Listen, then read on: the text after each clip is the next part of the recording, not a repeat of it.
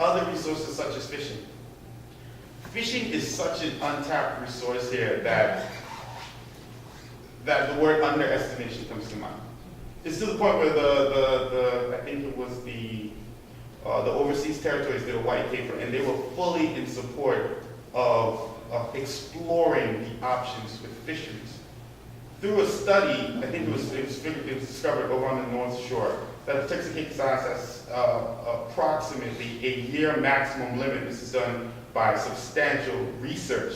So it's been proven that the surplus is in existence of about 750 ton of albacore, 750 ton of yellowfin snapper, and 750 ton, yellow and bluefin as well. Yeah, bluefin too. The albacore sells for about 5,000 pounds.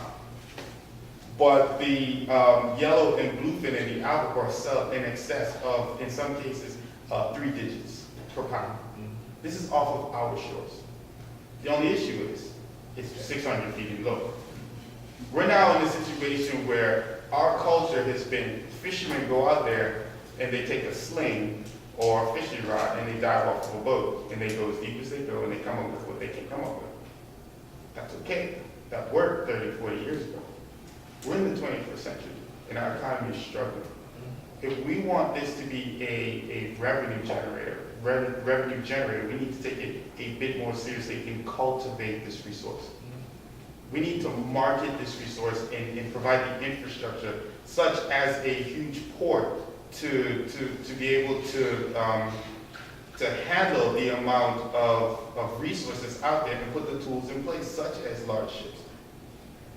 We can generate, I think we ran the numbers the other day, and there's about over $750 million of resources floating off of our shores right now.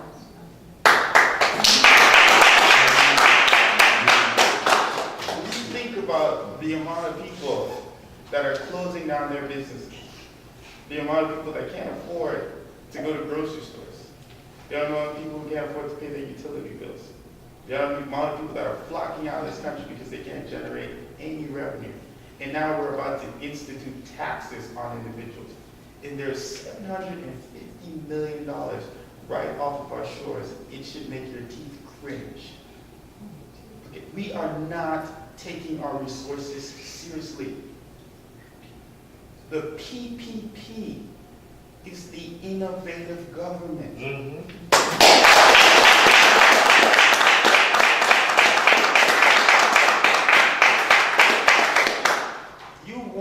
Government that's not just going to tell you the ABC approach to making money. We take a look at our situation. We realize what our resources are. We find realistic ways to tap into them, and then we make you extremely wealthy in the process. And that's what the People Progressive Party wants. We want progression. We want happy Turks and Caicos Islanders with full pockets and full refrigerators.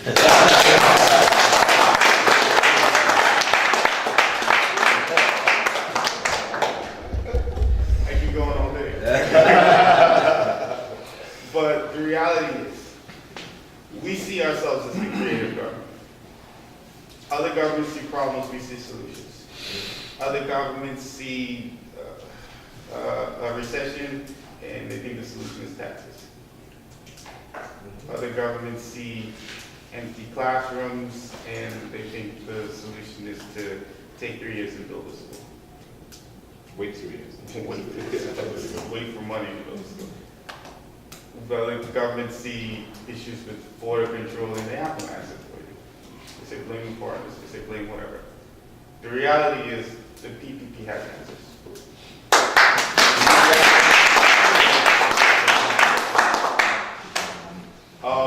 Like I said, I could go on all day. I like to give, sorry, everyone should know Dr. Smith. I'd like to give him an opportunity now to talk a little bit more about what we have on our platform and give him an opportunity to speak. Thank you, Zhavargo.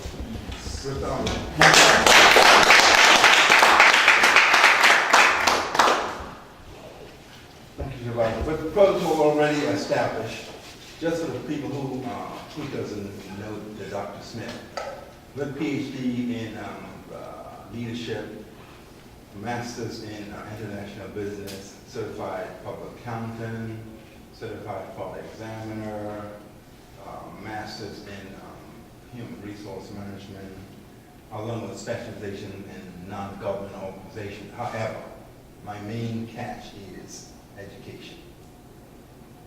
Now, our illustrious leader and our deputy leader mentioned several times education. But how do we educate the students when we don't have classrooms?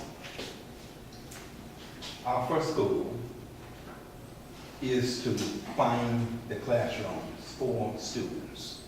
You would say, with all the constraints, financial constraints, how do we do that? The PPP has a two-pronged approach, a short-term and a long-term.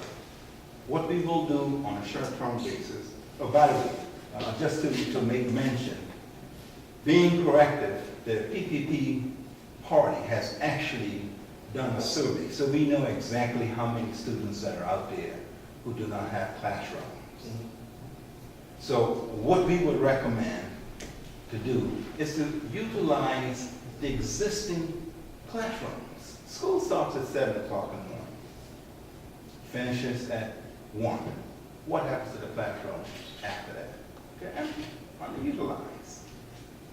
Why not use those same spaces?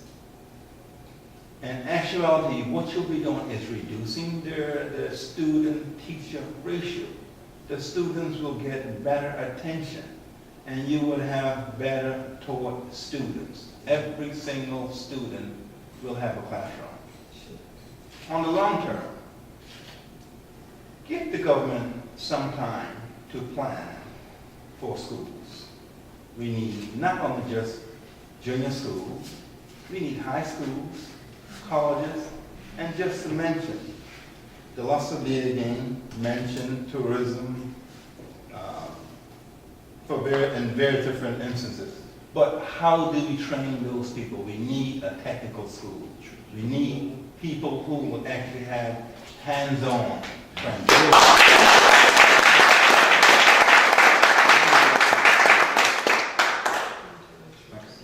So even to further that, we will be joint venturing and ensuring that we have colleges and universities here in the Turks and Caicos. What does that do? There's a lot of scholarship funds that are currently being issued. The funds will stay home. There'll be no reason why we should have a mammoth of students going out on scholarships and we can train and teach them right here in the Turks and Caicos.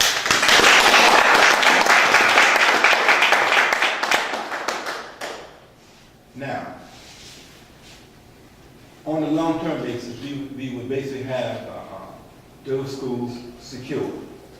If we were to look, it would be good to have classrooms or schools in the individual constituencies. And there's 6 of them here in Providencial. So rather than having students travel at far distances, have schools right in the immediate area.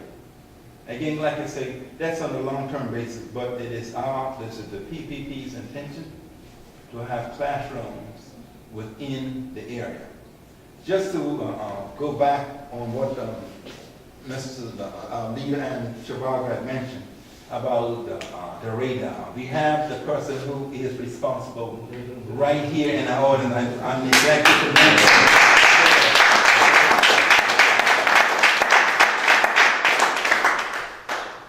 Okay, so just thank you. So with all of those things in mind, we must realize that every single item that we've spoken so far here relates back to our platform. And every single item the PPP party will intend to address them to make it an integral part of our platform. So going back on the platform itself, we said that government will support funding for public schools and libraries in all districts. I mentioned schools in individual districts. I also mentioned that we will be constructing schools within each individual district.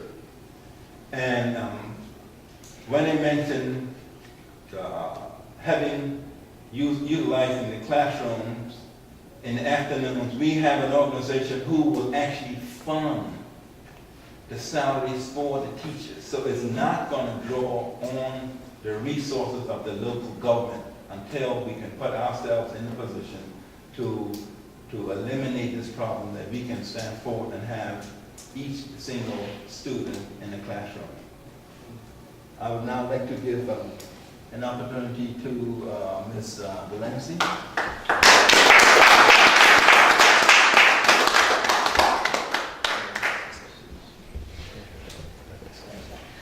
Okay, I'm going to speak a little bit about our health reform. And as a mother, a wife, a daughter of aging parents, I know our health care in this society in Turks and Caicos does not work. It's not presently working for us. We need new facilities that can take care of districts and different islands. It is very crucial that we have these facilities in order to sustain life to our Turks and Caicos Islanders. Our elderly are not being benefited from our present healthcare system unless they reach the age of 65. And so, when we look at our elderly at the age of 62 and 63, they are presently being denied medication that is crucial to them to sustain life.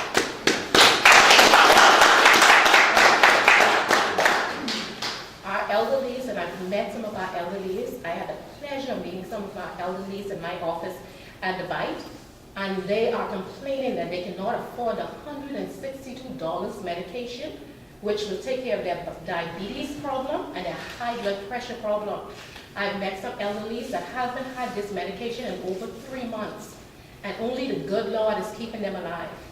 We have to take care of our elderlies and the people who have already contributed to our society. It is a must. Also, not being taken care of under our present healthcare system is our unemployed, because our present healthcare system does not cater to them at all. So you're unemployed and now you cannot get health care. How frustrating is that? And we have to understand that every unemployed person sometimes represents a family, and sometimes their family falls under them. So your children sometimes fall under you. So when you are unemployed, your children are now unemployed. You can't get health care and your family can't get health care either. And with one provider, sometimes the father doesn't get health care, the mother doesn't get health care, and the children don't get health care. We cannot continue like this.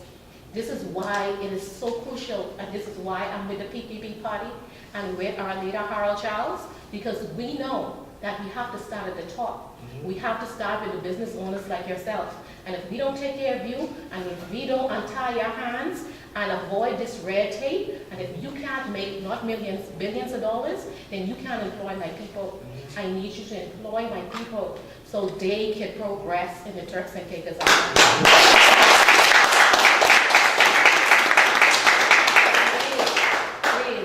We do have a leader that listens, and I always say that.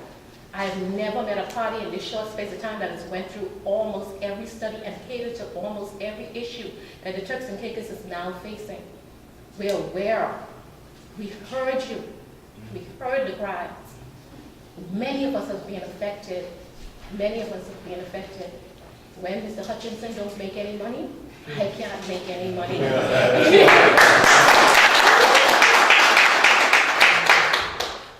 We have heard the cries of all of our investors who packed up and went someplace else. The competition is too stiff. Too stiff for us not to put out the red carpet like Zhavargo says. Now, I know that many people discriminate against this party and call us everything. But I'm going to tell you something that Zhavargo Jolly said, and I'm going to take it from him. You can call us what you like, but at the end of the day, you will be calling us government.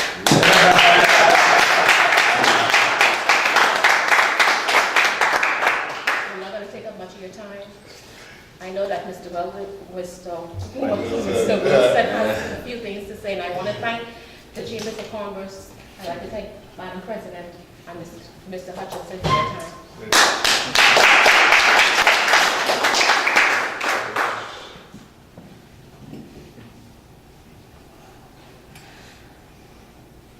With protocol already being established, I want to say good evening to everyone and thank you for the opportunity to be here tonight. Contractors bid and lower the prices, but we also need to get the banks to compete as well in terms of interest rates. because that's another killer when it comes to home mortgages. We're looking at creating programs to improve the quality of life of our senior citizens as well. And in a real affordable home project, senior citizens should be able, after they work all their life, to afford a place where they can rest and spend the rest of their days.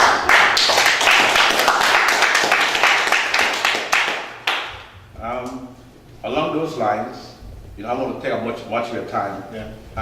On the social services, which I know you guys have a lot of questions that you want to be answered, so I'm not going to take up much of your time.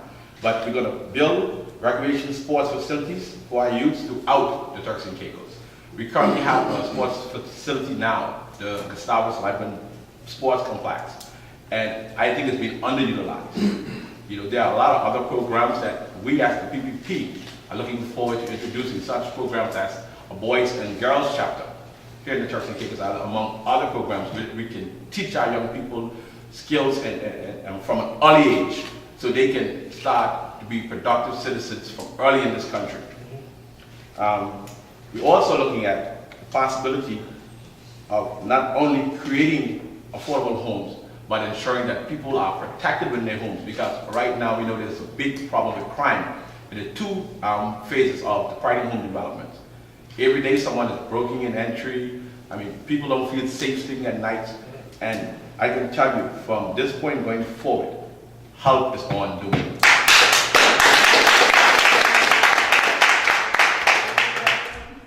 So with that said, I would just pass it on back to our great leader, Mr. Charles, and our deputy leader, Mr. Zhavargo. And I'd like to thank you once again for affording us this opportunity to be here with you guys tonight.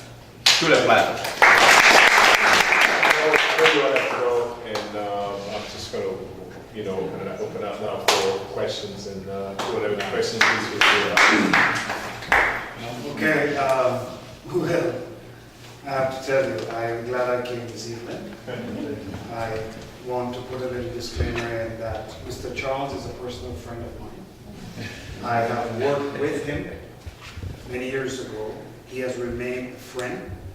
And I am proud to say that I think he was the first recognized businessman of the year from the Chamber of Commerce. Was it the first or the second? The Chamber of Commerce awarded him the Businessman of the Year many years ago.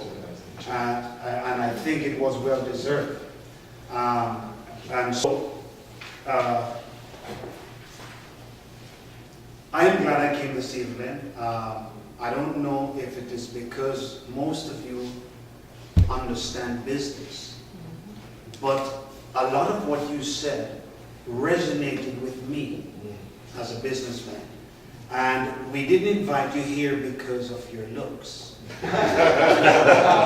we invited you, and we invited all the candidates representing the other two major political parties.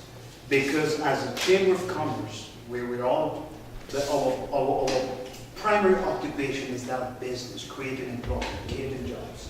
And so we wanted to hear from them exactly what their platform represents and how their platform will affect us and what type of environment it will create for us to continue to do business. And I am not going to tell you or say to the rest of my colleagues what I heard or how I felt. But I'm glad within my household that there are 5 voters. And I know that you guys are going into the election as the underdogs, so proverbially speaking. But as I said earlier, you spoke this evening and what you said resonated with me.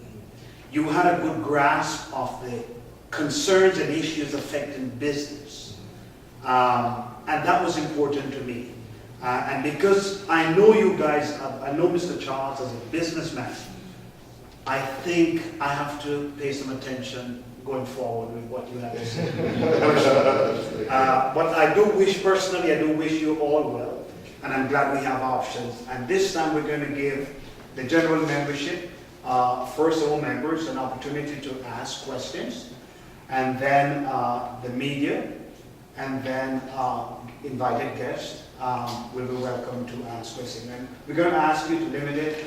Time is against us, so first question, anybody wants to? Mr. Durant? Can I take it from your talk tonight that the PPP is against the implementation of that? And if you have some role in government, will you try and repeal it? Absolutely. Thank you. Okay, any other good? Mr. I would like to make a couple of comments and ask one question. Yes, sir. First of all, dealing with agriculture. The reason why the Israelis were able to do what they did was because they invoked a lot of technology. What you talk about today as agriculture is really subsistence farming by other standards. If you do not invoke technology, you will never succeed. Oh, You know? And you didn't cover that at all. I just wondered if it was part of your. oh, yes, absolutely. Yeah. Well, that was the main reason why we utilized the example So of Israel. Yeah, Yeah. yes. We not only want to adapt that example, we've already started doing research and speaking with individuals who are finding not only similar methods, but methods that are less hazardous on the environment. Yeah, good, that's good. Let's talk fishing for a minute. You're absolutely right about the tremendous opportunities here. However, some months ago, Island Pride opened local fish to be sold. They finally gave up. You know why?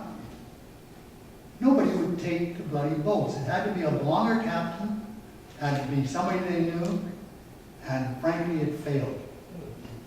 So, the truth of the matter is, I think there's an element within the community that figures fishing is what we used to do. We don't do that anymore. You know? I think there's an element that it's a challenge for you to get over. Well, I don't know, when you start talking about $750 million of resources, I think that's going to be a huge challenge.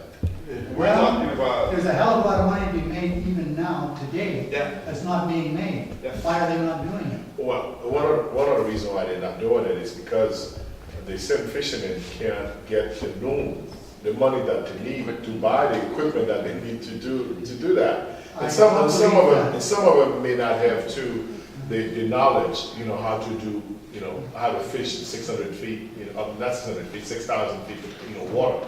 So therefore, there is definitely some training and education, that have to take place before they can. I don't believe a bit about not having the boats, because Island Pride was providing a couple of boats, they just couldn't get captains. No, but that's a small boat still. But Well, even small boats can make a hell of a lot of money right now. Why? If you look at imported fish coming in, you're looking at up to $40 a pound. Now, you can sell local fish at 10 to 15 a pound and still make a bundle of money. That's the point. no, you're absolutely right, but I just wanted to show the contrast between the two. Yeah. We're talking about apples and oranges. I'm talking, we are, as the government, talking large-scale fishing, No question. commercial fishing. Yeah, large-scale commercial fishing. Absolutely. Like what our friends out of the DR keep Yeah. coming here and doing. Yeah, absolutely.